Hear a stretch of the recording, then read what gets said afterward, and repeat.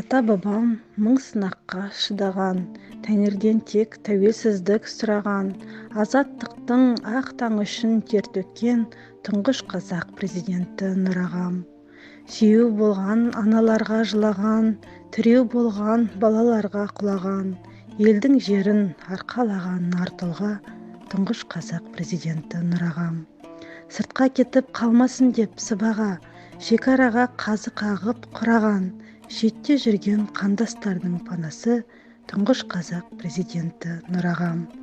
Астанам бар, азатпын деп қуанам, топқа түссем көк байрақты ту алам, тұңғыш қазақ мемлекетті құраушы, елін сүйген, елі сүйген Нұрағам.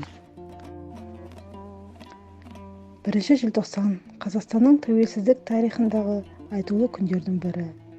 Себебі тәуелсіз Қазақстанның іргетасын қалап, шекарасын шегелеп, болашаққа бағыт бағдар берген тұңғыш президенттің халық алдындағы еңбегі ұшан теңіз.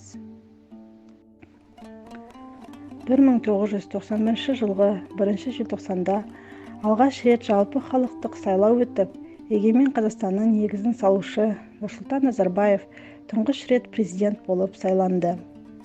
Нұрсұлтан Әбішұлының бастауымен елімізде түрлі іс-шаралар, саяси, экономикалық, әлеуметтік реформалар жүзеге асты. Елбасымыздың кемеңгерлік саясаты арқасында қазақ елі өзге елдерде таныла бастады. Ел іргесі, шекарасы нақтыланды, заңмен бекітіліп, жеке қарулы күштері құрылды. Елбасымыз қазақ халқы үшін аянбай қызмет етті. Сол себепті болар елбасымыз халық арасында зор құрметке ие.